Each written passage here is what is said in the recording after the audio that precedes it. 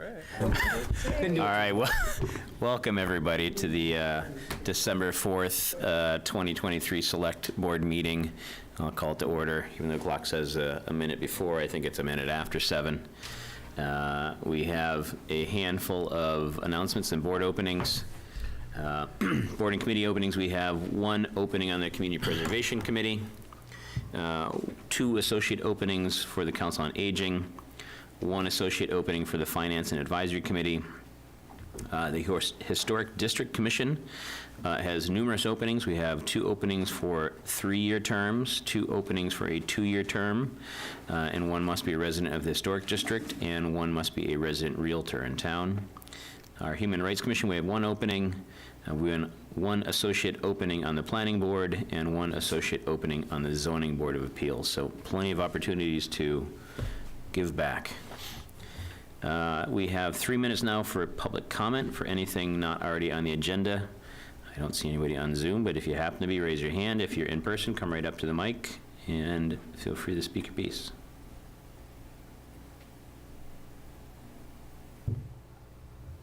All right, after a thoughtful pause, we'll move on. We have 1 thing on our consent agenda, the minutes of the Select Board meeting from October 30th, 2023. I would entertain a motion to accept those. So moved. Only 2 of us, a second. All right, all those in favor say aye. Aye. The ayes have it. All right, on to our agenda. We have a department head update from our illustrious town clerk, Corinne Kale, for our election season and some discussion. Terrific. Hi, everyone. Corinne Kale, Town Clerk. Good to see everyone. Good to be back in this building. I'm here to give you and the listening public an overview of what's ahead for the 2024 election season, which you may have heard is a presidential election year. Is it? I didn't know. So I'll give you an update on some of what's going to go into that and a few other related activities. I've been putting things on the Town Clerk's webpage and will continue to do so. And I encourage you to put things on your calendars because there are some key dates for you as well. So typically during the winter months, the clerk's office is deep into the census forms, the dog license renewals, sending out the renewal notices for the DBAs, the doing business as, and planning for town meeting and town election. But this year we also get to add a presidential primary on March 5th. So there's going to be a lot going on. This is going to be my first year with a presidential primary because I came in late in 2020, so I didn't experience that. So still a little bit of a learning curve there. So overall, 2024, we will have 4 elections and 2 town meetings. The work has actually already begun on a lot of this. Over the past several weeks, we've received 543 pages of initiative petitions. Those are those, potential ballot questions for the presidential election ballot. So there are 19 different initiatives out there. And the way they get these out there is they come back with like 1 or 2 signatures on each page. So 543 pages, and Ann and I, mostly Ann, certified 848 signatures across all those forms, and the deadline for those to be completed was 5 o'clock today, and they have all been picked up. So we're well underway with that. And it's a little more complicated this year because we still don't have our state voter registration dedicated circuit out at the homestead. So we, as of last week, do have VPN, so that's been helpful. But Ann's actually still been coming back here to Town Hall because our circuit is still up and running and functioning, so we were grateful for that. So 4 elections. March 5th, the presidential primary. It's only about 13 weeks away. It's kind of a little scary. And then 5 weeks after that is the April 11th town election. So there'll be a lot going on. And then in the fall, the state primary, but legislature hasn't voted on it yet, but it's very likely to be Tuesday, September 3rd, the day after Labor Day, just like they did to us last year, which means clerk's offices pretty much work all Labor Day weekend. And then the presidential election, November 5th, in case you don't have that on your calendar yet. So some key things for you and the voters to be aware of. As a reminder, with the passage of the Votes Act in 2022, vote by mail is here to stay. And because 2024 is a state election year, in mid-January, the Secretary of the Commonwealth will be sending out these vote by mail applications. As you can see, I didn't return mine in 2022. I voted in person. But those will be going out in the mail. And when those go out, it does give voters the option to select all elections, which means all elections, which means even for our local election, if they've checked that off, we will be required to mail out the ballots to anybody who requested them. So that'll be interesting. For the 2022 state election in the fall, we did have 1,566 voters vote by mail. So overall, it was about 42%. But the local election, we only had like 18 people asked to vote by mail. It just really wasn't a popular thing here. So I have no idea, no way to anticipate who's going to check off what when those cards go out. Also, as a result of the Votes Act is the in-person early voting. So required for state elections, but not the local election. And so for both of the primaries, we'll have 6 full days, or I just should say 6 days. I don't know what the hours will be yet, including Saturdays and up to the Friday before the election. And then for the actual state presidential election in November, it's 13 days. So a lot of opportunities for people to vote either by mail or in person. So the March 5th presidential primary ballot, the other thing that's on it are the state and local Republican and Democratic committees. So we were working with folks on those. We do have a slate for the Democratic Town Committee. We do not have one for the Republican Town Committee. So that'll just be wide open write-in voting, write-in balloting. So, and again, in-person early voting will be from February 24th to March 1st. So then we'll move over into planning for the local election, which will be, again, right after the presidential primary. Current elected officials will be notified before the end of this month that their term is expiring. So just to go through the list of what we know of right now, the expiring terms on the Select Board are Sean Farrell and Bill Olson. On the Board of Assessors, Steve Ozahowski. On the Planning Board, 2 positions, Jonathan Poore and Rick Mitchell. On the Housing Authority, Daniel Carlin. He had stepped in last year to fill the unexpired term of Mimi Fanning. Town Moderator will be on the ballot, as we know it's every year. Hamilton Wenham Library Trustees, there are 2 at-large this year. The way the library is you have representatives from each community and then the 2 at-large. And so the 2 that will be on that ballot will be both, one from Wenham and one from Hamilton. It was the Cara Fauci from Wenham and Diane D. Johnson from Hamilton. And then the school committee, up until recently, I thought there would only be the 2 3-year terms that are up, Julia Campbell and Jennifer Carr, both from Wenham. But now we do have, as a result of the resignation on the school committee, one additional 2-year unexpired term. So that's what's on the ballot. That's as of now. Nomination papers are available Tuesday, January 16th. So everybody should get that on their calendar for sure, whether it's for yourself or to recruit others to step forward and play a role in any of these elected boards. And papers will be due back February 22nd, last day to withdraw March 11th, and then ballots get ordered on March 12th. So again, presidential primary March 5th, the following week jump right into ordering the ballots for the local election. Another election-related activity are the campaign political finance filings. So just a reminder, the folks in this room and anybody else listening, the year-end filing for 2023 is January 22nd. And it includes not just those who were on the ballot last year, it's all of us, including me. And there is fortunately a short form if you weren't involved in raising funds and putting out yard signs. So hopefully it won't be too complicated. The street list census forms will be going out the second week of January, so about 3,000 of those forms get mailed out. At the same time, as we've done in the past, we'll include the dog license renewal and the trash schedule in that mailing. So I will start to beg people to please get that all in as soon as possible. By law, the census forms are supposed to be back in within 10 days. We're actually still getting some that went out last January. So I look forward to folks helping us out with those. So it'll be extremely busy with all these things going on, so I'm looking ahead to try to figure out how to survive it. I am already recruiting members of my Board of Registrars who have, by law, a role in the census processing and anything to do with voter registration. So I intend to give to sign up for some access to the state voter system and get them in for a few hours to help. Senior tax work-off folks have always been a tremendous help. I'll continue to do that, and I'm in the process of maybe even recruiting someone else for a few hours. And then can always bring in some poll workers as well. So we're, thinking hard about how to survive it. I think what's going to be a little challenging out at the homestead is just, space-wise, how do we make this all happen? We don't have the memorial room.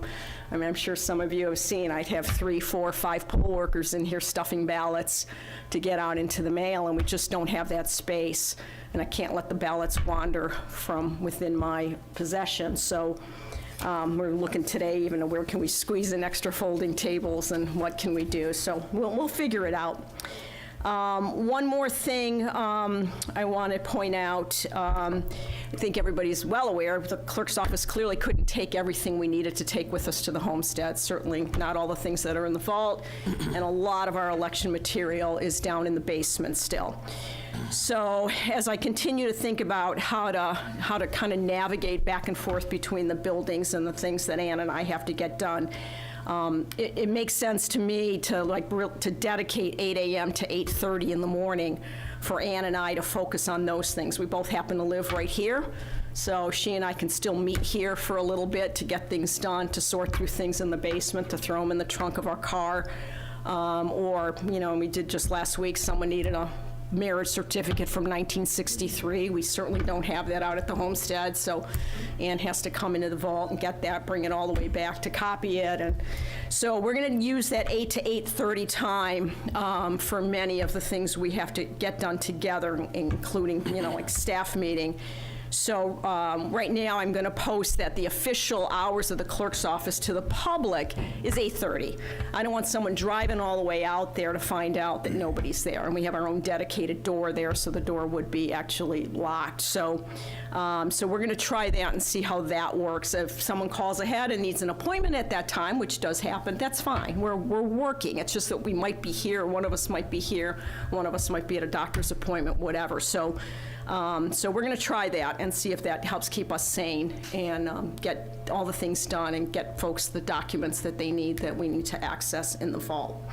So that's it. That's kind of the high-level headline of what we're up against and where we're going. That's all? And that's it right now, and I look forward to everybody's census forms and campaign finance reports, and I know You're starting to sound like Tim Olson with the busy factor here.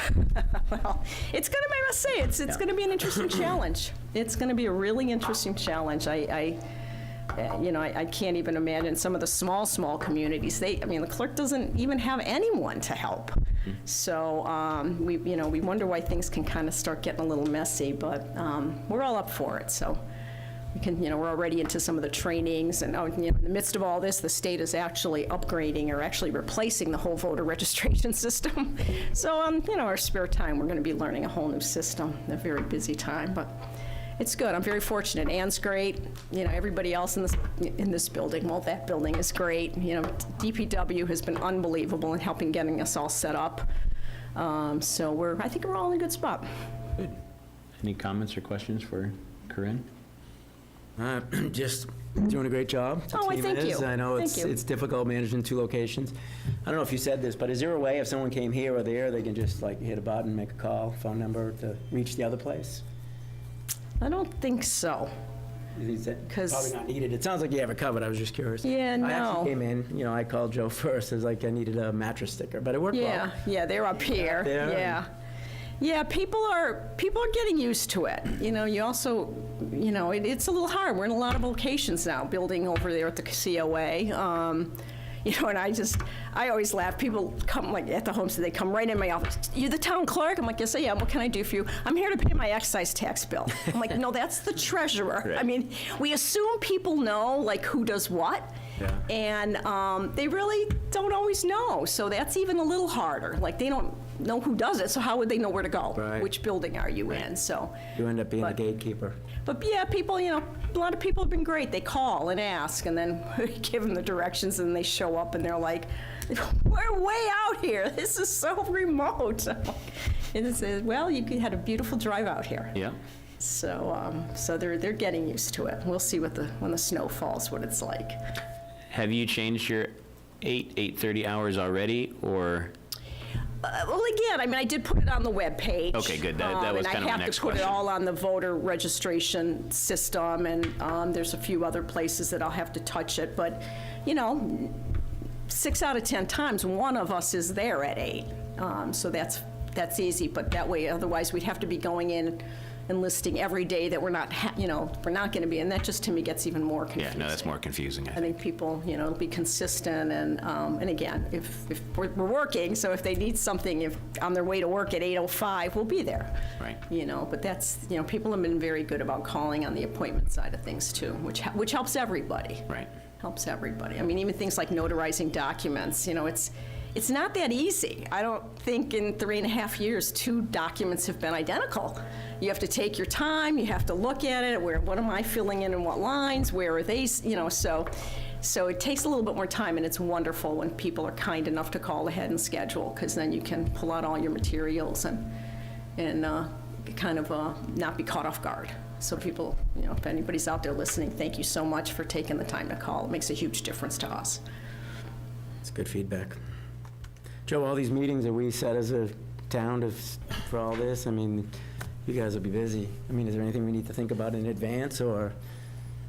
I mean, I think we usually manage the schedule as we need to be, so I think we're okay. We're going to be worried about parking out at the Homestead for early voting, because there's just not as much parking out there as there was at this building, so we're going to have to figure something out. And that'll be in the middle of the winter. There'll be snow on the ground, so that makes traveling out there a little bit more dicey, so. Yeah. But all the other meetings will be at the library? We're working on that. We have this, this building won't go over to a contractor until sometime in February, so I've got between now and then to work something out with Bill in the library. Bill Melville at HWCAM and I are going to go meet with Kim Butler. Kim's given her blessing, but we've got to get that building ready for us, and maybe make some operational changes to make it flow. Good. Anything else for me? No. Keep up the great work. Thank you. Thank you much. You got a lot of work to do next year.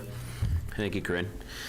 Up next, we have our tax classification and tax rate setting with our chief assessor, with Todd Laramie. Hey, Todd, come on up. Thank you. And I should say that the rest of the assessor's gang is here as well tonight. They are. Little follow along. He brought your back up. Thanks. Thanks, Todd. How are you? So excited about this. Aha, who isn't, right? Anxious all day. Favorite night of the year. That's right. Jan and I have been working hard. It's been busy. Jane's a champ. Yeah, she's great. I'm lucky. Yeah, some feedback for some reason, I don't know. Yeah, is there something I can do? Is there a volume on this? No. Shouldn't be any volume on it. I mean, that's the problem. All right, so thank you for having me. I'm Todd Laramie, Director of Assessing here in Hamilton. And we're here for the tax classification hearing. So the purpose of the classification hearing is for the Select Board to determine the allocation of the property tax to be borne by the 4 classes of real property and Class 5 personal property for fiscal year '24. In deciding the allocation, the Select Board must adopt a residential factor. The residential factor is used to determine the percentage of the tax levy that is applied to each class of real and personal property. The Board of Assessors applies these percentages to the individual property classes per Mass General Law, Chapter 40, Section 56. So the first class to be discussed is the open space class and the open space discount. The establishment of this class of property is the responsibility of the assessors. That includes land maintained in an open or natural condition that contributes to the benefit and enjoyment of the public. Open space does not include land taxable under a permanent conservation restriction or land used to produce income such as chapter land, Chapter 61 or 61A. The Board of Assessors has determined there are no vacant land parcels in Hamilton meeting this criteria. It would therefore provide no taxpayer relief. The Board of Assessors does not recommend an open space discount. Todd, do you want, if I can interrupt for a second, do you want to kind of go through all of them and then have us make motions for all of them? I mean, we kind of have to do individually because they're all a little bit different, but do you want to kind of do one at a time? We'll make a motion and I think so, then, yeah, that's. I just to think kind of that's check 'em how off. Yeah, how we've done it prior. I think, yeah, that's exactly what we've done the Yeah. previous years. Anybody have any question about the open space discount or need more explanation? So this is an annual election that we make? Have we ever voted yes Not on since this? I've been here. We've done, pretty much what the assessors are recommending in this whole packet here, we've done the same Every year? every year for as long as I can remember.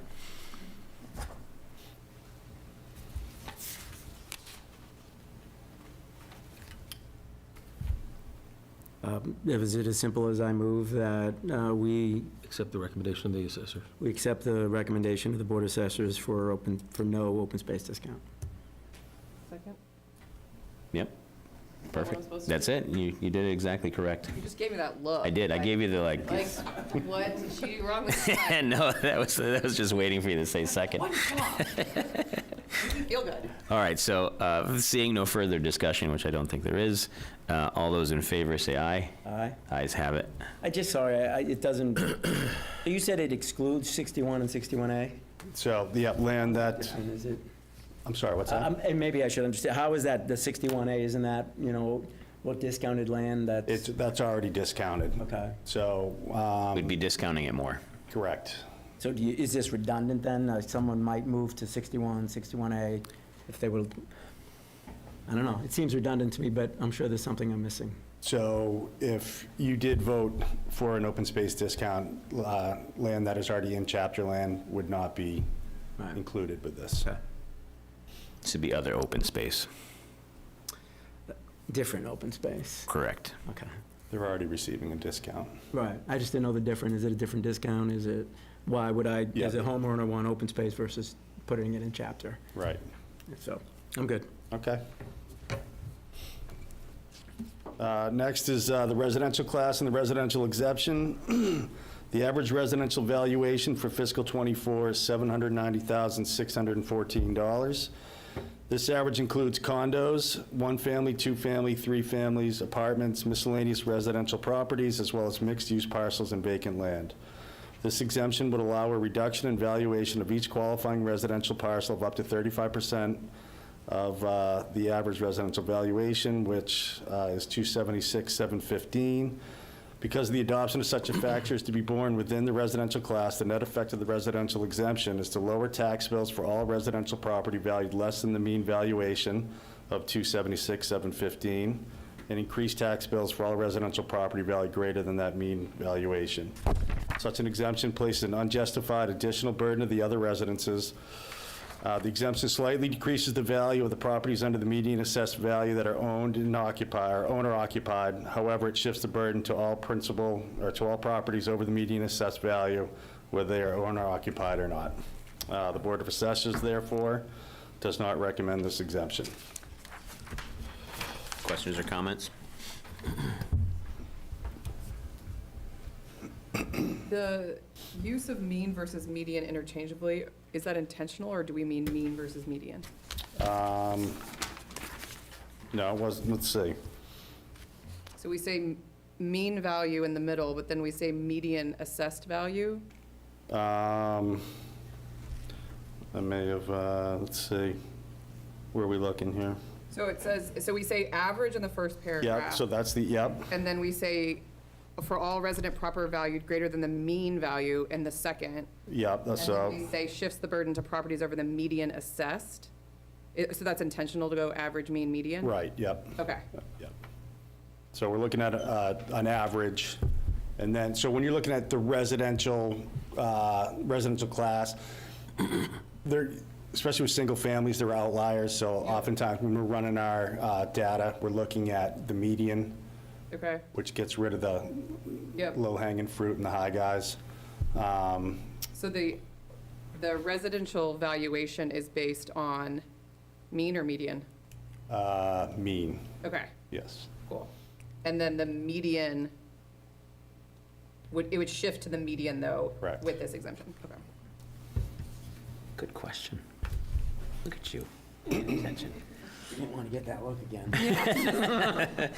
If there's any other questions or discussion, or if not, we can make a motion if somebody wants to.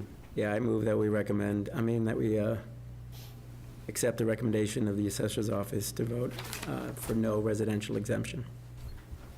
I second, Perfect. but I have questions. Question away. Keep going. So,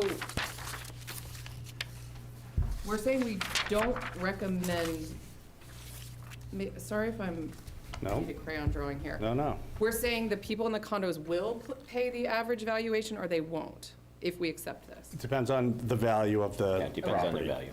Okay. So that's what that average up top is. So the average of the residential class, all of those residential properties, for fiscal '24 is 276,715.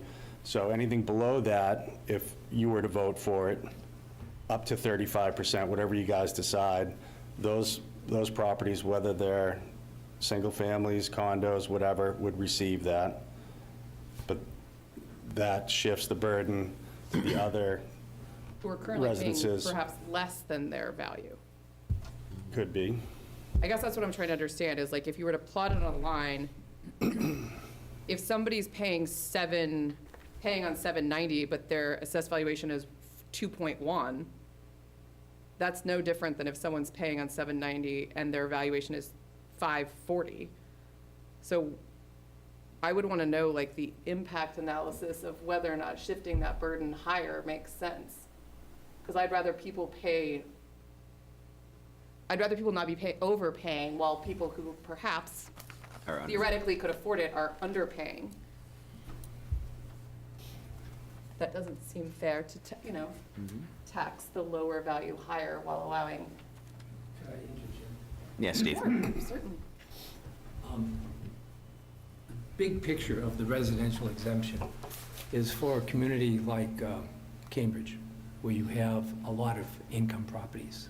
So if you live in your house, you get a residential exemption, and you pay a lower amount of property taxes, as opposed to someone who owns an 8-unit apartment building and doesn't live there. They're going to have to pay more. So your points are, I think, a little something. It's just, that's not the point of the residential exemption. The end result of the residential exemption is going to be that if you were to adopt it, then, first off, in Hamilton, everybody Is is a almost resident, pretty all much. owner-occupied. So that's A. And B, the issue would be that people at the lower end would pay less, but that amount of money would still have to be made up by the people who are at the other end, so they would pay more.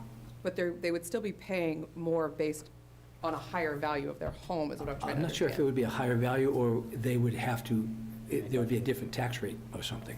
Because So we've never, if my residential valuation is 550,000, but based on this, it's 790. So you're saying I should, No, you're still going to pay your tax on your paying on assessed value. okay, that's what I was trying to understand. yeah. Are you saying, no, the average, this is just for townwide purposes, just the average property, the average residential property is assessed at 790, the average, okay, Not yours in particular. not yours. not mine. Thanks, Steve. Thank you, yep. So it's not unlike the next one we're going to talk about, but that's. Commercial's the same thing, it's just, small business to large business. All right, so we've got a motion, second. Have more thoughts, Caroline? No, I feel like, not 100% clear, but okay. I'm sure Todd and Steve would Yeah, we love to talk to you about it. Yeah, So, but you did say that this would mostly apply if it was not my primary, it's my second. I come here on the weekends, you should pay more, and the people who it's their primary would get less, correct? And I will say this residential exemption, and Todd is about to lead into our commercial exemption, where we don't have enough of a commercial base to Right. tax. Just like we our- don't have enough of second. And the same with the homes. second income. Or home. income properties. Which would be good. I could see if Or income others properties. didn't call this home and use the service, they could pay more and give a discount to the residents who are here permanently. Yeah, but I think I understand. you'd create a situation where it was so onerous that the people that had those homes would give them up. They may, Yeah. but we And both that- know areas where they pay a lot more Yeah, in other states. right. All right, so motion, a second. We seconded it, Yep, are we ready to vote? sure. All those in favor say aye. Aye. Aye, ayes have it. All right, Todd? Commercial class, commercial exemption, similar to the residential exemption, shifts the burden within the commercial class from small businesses to larger businesses. Works by allowing an exemption of up to 10% of the value of Class 3 commercial parcels that are occupied by businesses with an average employment of no more than 10 people at all locations during the previous calendar year and valuations of less than $1 million. Since most businesses here in Hamilton are small, we would not see any tax relief. The Board of Assessors does not recommend this exemption. Questions, comments?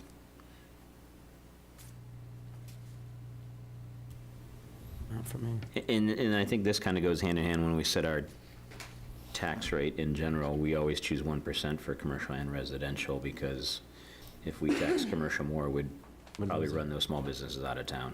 So And we don't have effectively, enough we're to, giving commercial an exemption already. right. I move that we accept the Board of Assessors' recommendation to not adopt a commercial exemption. Second. Questions?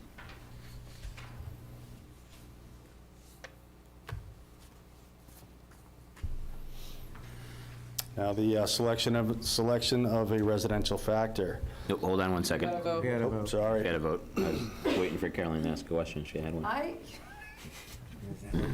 just feel coerced. No, ask your questions. I don't want to. No, but I just want, I mean, it says it doesn't, we wouldn't see a relief, but it doesn't mean that as a rule, should we not have the exemption? Again, it's only a tax shift, so you'd be talking about shifting a burden. no one. To no one. There's no Right, one to right, shift right. it to, Shift. except maybe Crosby's. They might like Well, that's pick what up I mean, all like, of the there are burden. some people that would have to pay more suddenly. Right. And just looking for what screws to tighten here, guys. Appreciate it. No, call the vote. Okay, call the vote. All those in favor say aye. Aye. Aye. All right, Todd, 4, please. Residential factor. Adoption of a residential factor by the Select Board is required for the purpose of determining the percentage of the tax burden to be borne by each class of property. Adoption of a factor of 1 results in a single or uniform tax for all, tax rate for all classes of property, while adoption of any other factor will result in both a lower residential rate and a higher commercial rate that would be realized under the uniform tax rate approach. Dual tax rate structures are typically found in municipalities with significant percentages of commercial, industrial, and personal property valuation, mainly cities. However, only roughly 4% the total taxable valuation of Hamilton is comprised of the commercial, industrial, and personal property valuation. For this reason, the Board of Assessors recommends that the Select Board maintain a single tax rate by voting for a residential factor of 1. And I can't remember, we've talked in the past years about kind of the tipping point where we have enough commercial to charge more than 1%, and it's considerably more than what we have. Yeah. Do we know what that tipping point is? That's interesting. Oz, do you remember what it is? I don't, but we're nowhere near. We're nowhere near it. I think it's 20, 30, something like that, and we're, I think many communities around here have a lot more commercial and industrial than we do, and they still charge the 1, right? There might be some communities that have less than 25% that it's commercial, but they may have one large commercial user like an Amazon or something, so they may decide to shift to Amazon because Amazon's big enough to afford the bill. But you don't have that here. You've got 4% of the property that's zoned commercially. It's not going to work. How does that factor work? Like, so if we did change it, would it be like 1.5? Is that? So if you that's go, so here's a little layout of Oh, okay. by 5%. You can see the shift.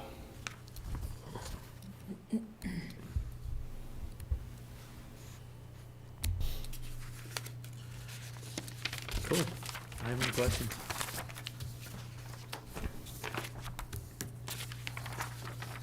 Yeah, I mean, so if you just look at, like, if you went from 1 to 1.05, you save the average residential 3 cents per thousand, but you'd increase the small amount of commercial 76 cents per thousand, Yeah.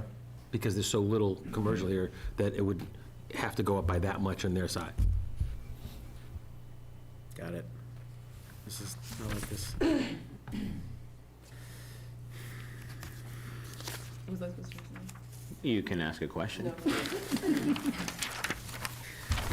You could make a motion, or you could second it. Did we not motionize?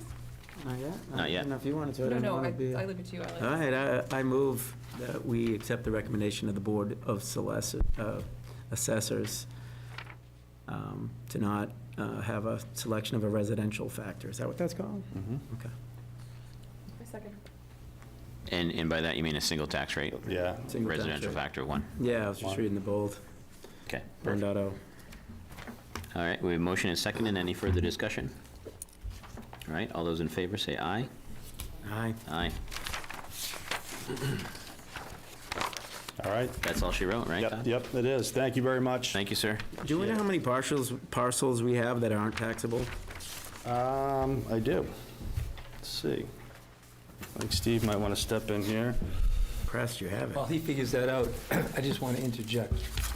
First off, in the assessor's office and available online, anyone who qualifies for an exemption, if you're wondering about how to get a discount on your taxes, if you're over 65, in some cases over 70, it's based on income. The assessor's office will be happy to help you to figure out if you are entitled to any of these exemptions, as well as veterans, obviously typically know about this already, and there's also a senior work-off program, so that if you are of limited means in this community, there are ways of reducing your tax bill, your payments. The second thing I'd like to point out is that Todd has just finished his first full year here as the head assessor for both Hamilton and Wenham. Oh, okay.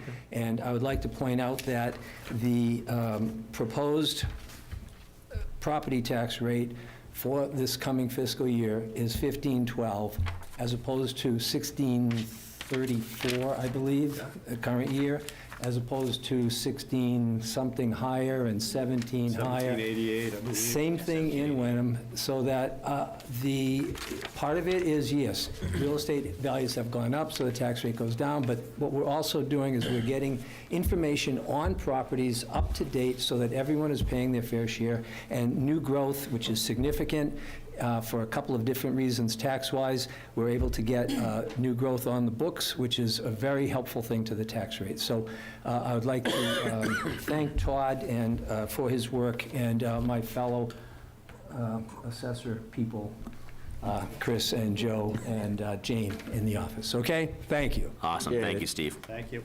And thank you, Todd. Sure. And Jane and everybody else involved. Chris and Joe. It's a taxing job.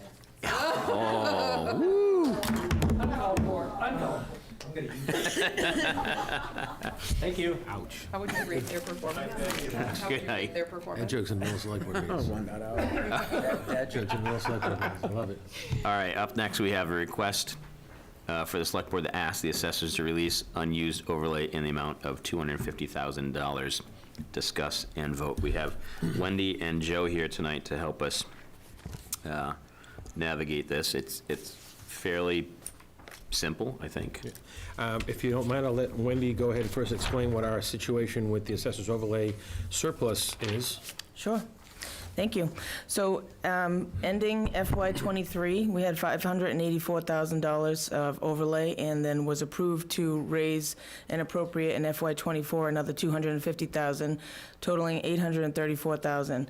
So the average liability has been about less than $200,000, around $191,000 in the last 5 years.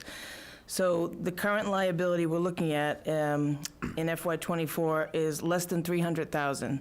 So we have a $500,000 leeway, if you will.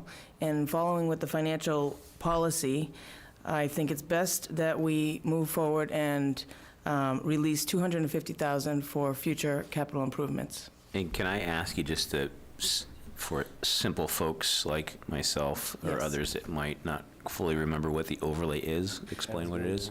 Yes, so it's when a resident comes in and wants their value reassessed, and if there is an abatement that the assessed value was not correct or any which way, then there's money there set aside for such cases. Just allows us to, allows us to meet our expected revenue intake Right. the given tax year, so that if we adjust somebody's tax bill, we don't lose that tax. And if we do not release it, it continues to have a negative effect on free cash. And our free cash calculation in '23, it reduced our free cash by over $300,000 So, because it's too high. as Wendy alluded to, the town's financial reserves policy speaks to the overlay, assessor's overlay surplus, and annually, when a surplus is determined at a certain point, the assessors are supposed to declare that there's a surplus, and then the select board is allowed to ask the assessors to release a certain amount of surplus. When Wendy started down this, looking to keep us in line with our financial policies, she had initially, and you'll know by the email that was included in your packets, she had originally suggested $150,000 be requested based on its impact to our free cash last year. I'm recommending it be increased to $250,000 that we asked for. That'll still give us more than $500,000 in a surplus and more than $200,000 more than our anticipated liabilities if they all come to bear, and they may not all come to bear. So we should be safe with that. And we just authorize the ask and then y'all make it? Is that- We ask the assessors to release it, then the assessors would release it. It would go to the general fund. Wendy would earmark it as money from Right, but like, the we're overlay. making a motion to make the request, and then that happens Correct. some other time. Right. They're not like You'll make the here. motion to the request it, and then the assessors at one of their upcoming meetings will vote on that Got it, request. And then if they vote in favor of your request, which they have been consulted and they are in favor of you making the request, if they vote in favor of the request, that money would get put into the general fund in a line item that has to be used on one-time expenses like capital. So we would have that available to us to ask and appropriate for the FY25 budget into our capital. And since we have a bit of a surplus, I think the 250 is good to pull out instead of all of it. And then we can do the same conversation next year, once we get certified and, Hopefully annually going forward. yeah. Looks like the abatement amounts have gone down. I would have thought it'd go the other way. I mean, has the count or number of people requesting abatement stayed the same, gone up, gone down? I think that they fluctuate a little bit, but I think that generally, when assessments go up, people come in, they have questions, they don't know why their tax bill went up. As Steve alluded to, with Todd coming in and having a little bit more experience and professional education about it, he's able to talk to people who come in seeking abatements, and a lot of them have decided not, that the abatements have been ruled against, but they at least understand why their tax bills went up. So I think we're seeing some of that. Education, yeah. Good. So you want a motion to, please, says, maybe have some more? Yes. Yeah, okay. I move that we request transfer of $250,000. You're going to request that the assessors release I unused request overlay That the, in the amount of $250,000. yeah, so moved, Perfect. yeah. I will second that. Perfect. Any other questions for Wendy or Joe or myself? Just random, is that money invested in some way? What do we do with that? Like, is it in a money market account, getting 5% as it should be, or no? Our treasurer does a great job investing all of our funds. So the funds like that best- are also like Yes. earning Yeah. money, great. Definitely.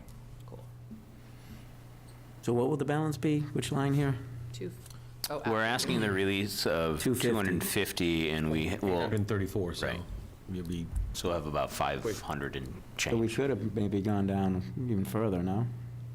well, like we said, there is, on the books, there is a potential liability for We up want to to make sure we $200,000. we want to make sure we cover our liabilities. And Yep. Looks like we've never been above, well, the 285 was the highest I see. And you'll have 584 left, right? Mm-hmm, Yeah. right. Okay. All right. All those in favor, say aye. Aye. Aye. Ayes have it. Thank you, Wendy. Thank you.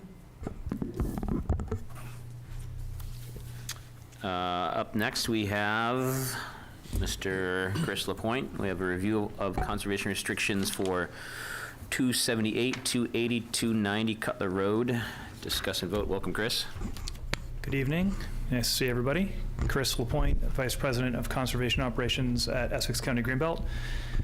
As Sean mentioned, I'm here just to discuss and seek your approval for a conservation restriction that is intended to be given by the trustees of the 290 Cutler Road Realty Trust and 278 Cutler Road Realty Trust to Greenbelt over an approximately 19-acre portion of a 28-acre ownership. The land in question is located adjacent to Greenbelt Pingree Reservation, adjacent to Harvard Forest, across the street from Appleton Farms Grass Rides.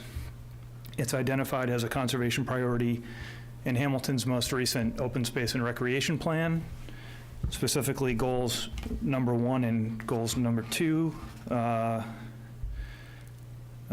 Goal 1, preserve by expanding the existing open space and scenic network between Appleton Farm and Pingree Woodlands Reservation. And Goal 2, protect water resources by preserving the natural buffer along Black Brook.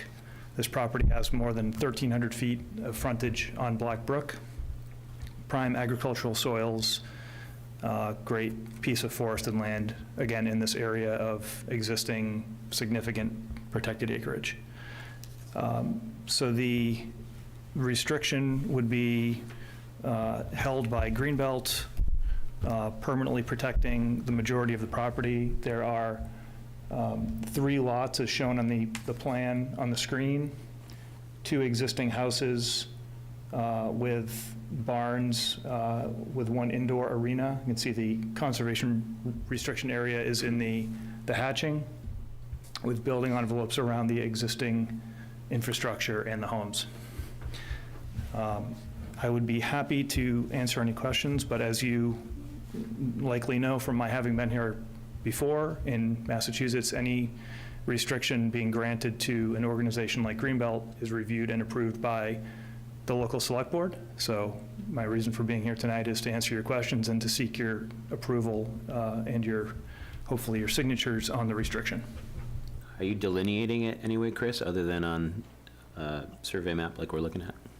Yeah, so this plan will be recorded at the registry as a full-size plan. There will likely be some monumentation in the field. We do a baseline documentation report with every conservation restriction, so we will go out in the field with a GPS. We'll find all the corners, photo document them. Like you do pretty much every time, and we've had similar discussion. That's right. Yep. Questions, Bill or Caroline? So there's a few buildings on there. Do you have any intended uses, or Those are 2 private homes. So did you say there was an indoor arena? Or? yeah, so the land will continue to be in private ownership. We're simply putting a restriction over the hatched areas. So, you know, there's a home at 278, there's a home at 290. There's a vacant lot in between them. But those are private residences, barns, outbuildings. Gotcha. And there's a driveway through 2 sections of the CR, is that right? There is. So the driveway is an allowed use in the restriction because it's an existing driveway. Okay. I couldn't remember how they worked that. Yep.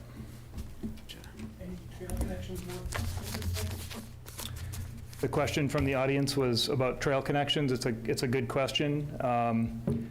The trail that goes through there now that would connect to Pingree requires a ford across Black Brook. So it's honestly not ideal from a public access standpoint. And if you can imagine just to the, I guess it's the south because this map is upside down, but right adjacent to 278 is Harvard Forest. Okay. So that's the primary access point, obviously, to Harvard Forest and to Pingree. So we're always looking for more trail connections, but the high and dry trail access exists in through Harvard Forest right close by. So rather than bridging Black Brook. Right. Is that better? I'm sorry. Come right up, Mark, yeah. Come up. sorry. I'm just, Mark Johnson, Patton Drive. I'm just hopeful that Greenbelt has the authority under how they manage, so in the future, if they see value to a trail connection, that might be benefit and maybe a way to ford the brook, maybe it's there. I just want to make sure, just asking whether or not Yeah. this forecloses future trails, or it just, gives it in your authority and you guys figure out how we all can enjoy it, like we do with the rest of your properties. Thanks, Mark. That's a good question. I think in this case, because the land is going to continue to be privately owned, that the future access in this case is left up to that owner. So we're not foreclosing the ability for public access, but there's not a public access right in the Gotcha. restriction coming to Greenbelt. So what happened, is the idea that eventually, when those residents leave, that land becomes permanently yours and public? No, the conservation restriction runs with the land forever. So the underlying private landowner can sell it, they can sell the house to someone else that buys it and buys it Sell it with subject the to CR on the it. They restriction. revoke the CR? No, it's a No. permanent restriction. It's permanent? It's Okay. permanent, yeah. So exactly what are they restricted from doing? Any additional development or building or? Yeah, in the area with the hatching, they're restricted from doing much of anything other than a handful of temporary structures, things, run-in sheds, things that are related to agricultural or equestrian activities. And Greenbelt's going to manage that property? We're not going to manage the property, it's privately owned, but we visit the property annually to ensure that the terms of the restriction are being upheld. Okay. That's what I couldn't remember if this was that situation or not. So what is the taxable impact to the town? Yes, I was going to ask, did we just, Yeah, so I can't speak to what the assessor is going to treat the property as afterwards, but obviously the largest value on this entire property are the residences and the associated buildings at 278 and 290, and those valuations are going to be unchanged. The houses are there, the value is there, that sort of intrinsic value is still there. And the property values of the homes could still go up. Yeah. Because, there's a value to having your house surrounded by conservation land and knowing nobody's ever going to Right. live is there. that land already in chapter, though? Is it in This chapter now? property is not in chapter. Okay. So the impact to the tax rate is the raw land?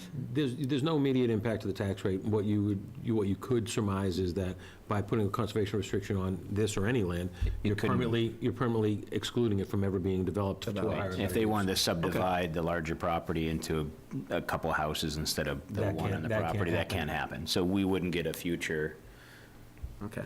impact from that, but But in this case, again, given the fact there are two significant homes and outbuildings and barns, and Right. that's the vast majority of the value that's there now. Yeah. right.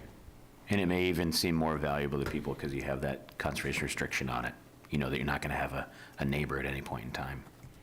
Yeah, I'm not sure how we can quantify that in the assessing. but, Yeah.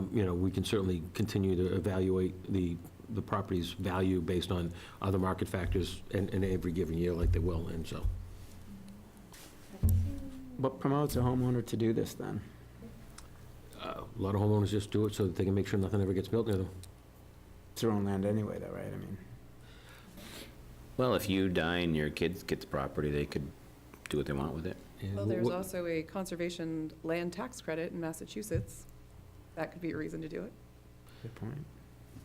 But you think about Bradley Palmer State Park, something moved Mr. Palmer, generation ago to 2 generations ago, to put all that land, after acquiring it from living and working in the city of Boston, he put it all under restriction permanently to make sure that it was always there for the public benefit. So there are people that are moved to do that.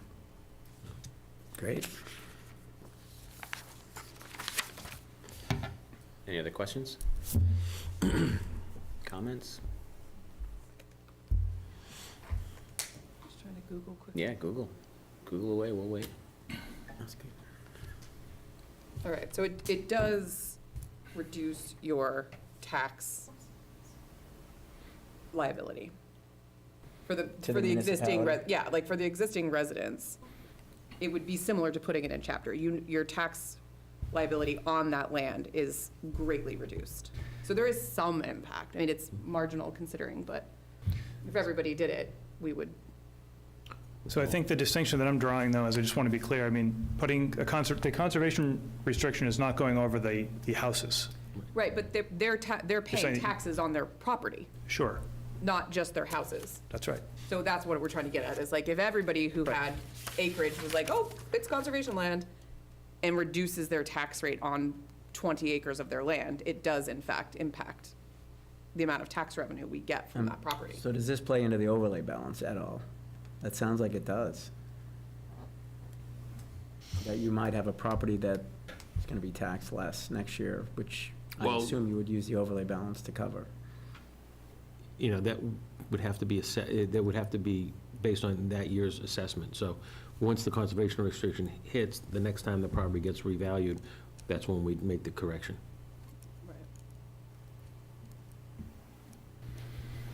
Then I would just be curious to compare Yeah, I would one to too. the other to see what that conservation restriction reduces their taxes by. It's not a reason not to do it, it's Yeah, just no, I something love to the be idea. I mindful just of that. But, yeah, I just want to make sure we understand I'm the, not even, I'll be honest with you, I'm not even sure that you can deny them. If somebody wants to put their land in conservation, I think they have a right to. Yeah. I'm not even sure you can deny it. You're asking good questions, but we I'm can not do even anything we sure. want, but whether it's, Whether you'll have us get dragged into no, court to no, defend your position. our job is another just to matter. make sure we can, run the town, and is there, so the logical question, is there an impact to tax, tax revenues? And if so, how do you cover that? But, so I've kind of heard there isn't, then I heard there potentially is. I just want to understand it. Yeah, I mean, it also seems like it ties to inheritance tax, like there's a lot of reasons to do, like estate tax, trust tax, there's like reasons to do it, it offsets your tax Yes. liabilities. Yeah. So it reduces the amount of taxes you pay on the land to the town, Right. and then if the land then is given If it's as an estate tax, right, inheritance, it inheritance. like reduces all of your estate taxes and all that. yeah. It's a smart tax move. Yeah. I could I don't know talk if for a Todd long- would have any feedback. I could talk for a long time about how this all, why folks put their land in conservation. It's a variety of things, from wanting to see land permanently protected, having conservation values, appreciating the place that they live, reflecting the values that are in, frankly, the town's open space and rec plan, which pretty much specifically mentions this property and all those in this area. But of course, there are tax benefits at the federal level potentially. There are state tax credits. There are other things that motivate folks, so. Those would all motivate me. Perhaps I'll give them some of my quarter acre. Yes. People are clamoring. Quarter acre. You could preserve your little corner there, maybe. Just where the fire. Is, hydrant Greenbelt interested in a small bit of property Just right where- downtown, Chris? If you need some, I thought we could use it for parking. Walkable to the train, that little plot of land, you could put a chair on There you it. go, perfect. Maybe a community garden. Yes, please. So I move that we approve the conservation restriction for 278, 280, and 290 Cutler Road. I second that motion. All right, all those in favor, so Chris can go home. Aye. Do what you do, thank you. Thank Aye. you. Thank you all. Thank you, Chris. Could I ask, would you like the document left for signatures? Yeah, that'd be great if you got it with you. We're going to need two more anyway after the. Yeah, we need these folks tonight. some So copies. we'll arrange for all Okay, five to sign it. great. Do you have a copy, or should I leave this with you? Funny, I have one, but you already have it nicely tagged where everything they need to sign, so we'll. Yeah, we'll sign it and Thank we'll you. get the other folks, and we'll get back to you, Chris. Thanks, Chris. And you want me to drop it by your house or something like that? Okay. Yeah. Perfect. Thanks, all. White service fund. Yeah, huh? You never offered to drop some on me. Like, he lives on the other side of the block from me, so Still getting through those hot peppers. Maybe Yeah. he wants to give some of his quarter acre too. maybe. All right, so we have, somewhat last but not least, the Patton Pavilion naming with the Friends of the Patton Homestead are here tonight. Discuss and vote. Does anybody from the group want to introduce this? Sure. Leandra DeFeo, 4 Sharon Road, and president of the Friends of Patton Homestead. I'm here on behalf of our board to ask that the pavilion at the Patton Homestead be named in honor of Joanne Holbrook Patton. After witnessing Joanne's memorial filled with just a fraction of the people she touched in her life, we strongly believe that naming the pavilion after Joanne would be a fitting tribute to her involvement in the community. Joanne dedicated her life to creating community. As we all know, Joanne's life is overflowing with examples of her leadership, dedication, and selfless devotion to every cause that spoke to her heart. Here in Hamilton, she was an active citizen of the town, and she had the unique ability to listen during town meeting debates and then share her thoughtful insight in her ever-gracious manner without alienating a single person. Joanne was instrumental in ensuring the future of the community house during her tenure as president of the board. She founded the Friends Club program to create a place for adults with diverse challenges and disabilities to foster their community. Joanne donated the Patton Homestead in hopes that it would become a place for the community to gather. The pavilion will provide an all-weather shelter for the community to come together in the place that Joanne so dearly loved. So we hope that the town will honor her legacy by naming the pavilion after her. Awesome. I move. Go for it, right out of the box, I like it. No, I move that we name the pavilion at the Patton Homestead Joanne Patton, after Joanne Patton. She's an amazing person for this community. Yeah, Second. all right. I mean, not to stop any discussion, because she's worth I it. don't think there but will be much discussion No unless doubts in my Mr. mind. Johnson's going to belabor Mark it. Johnson, Patton Drive, Joanne Holbrook Patton Yes. Yes. Pavilion, just to be. I did, just question though, when I first read this, I was like, well, that is a mouthful. Will we call it something colloquial like Joanne's Pavilion, or will it literally say the Joanne Holbrook Patton Homestead Pavilion? That seems very. I plan to call it the JHP. I was gonna say, like, it seems like it just should be called like Joanne's Pavilion, but we're gonna go with the whole thing. I think there's a little flexibility there. I mean, you do whatever you want. It felt. Didn't know if the logic behind it, if that was, seems official, right? Right, it seems very official. No, that's the name that she used for herself, Joanne Holbrook Patton. So I think it's important to include all of that. But yeah, there can be a shorthand name for it, of I course. can kind of see a sign on the pavilion that says Joanne Holbrook Patton Pavilion, and then people we- in town yeah. deciding to refer to it however they want, particularly with all the, I mean, we already have some amount of confusion between the Patton Homestead and Patton Park, and Right. so, like, we may want to, like, Right. come up with something a little bit, more casual and referencing it so that people know where we're I telling them to go. kind of like what you said with the JHP Pavilion thing, and I think we put the placard on it that says Joanne Holbrook Patton, blah, blah, blah, on it, and then when we refer to it, we say the JHP Pavilion. That way it's not confusing to Patton Park, Patton Homestead, Patton, I just feel like people whatever are gonna else. naturally start calling it Patton Pavilion, and that's gonna get very confusing. We'll put bigger signs that say Because it's JHP. alliterative and fantastic.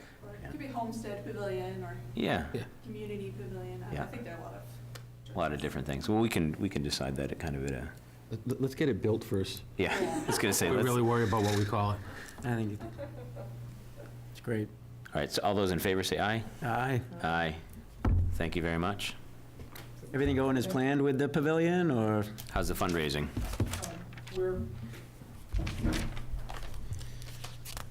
We have $7,500 to go. We are taking, That's if good. anybody has any checks, we can close out tonight. I like your Any more enthusiasm. events planned, or no? You're just, At the moment, I think everybody's just looking to get into the Christmas season. Yeah. sure. All Yeah, right. but naming the pavilion will actually help us, I think, So- with a few of the people. Right. For the 3.5 people listening tonight, where can they go to donate some money for this great? PattonHomestead.org.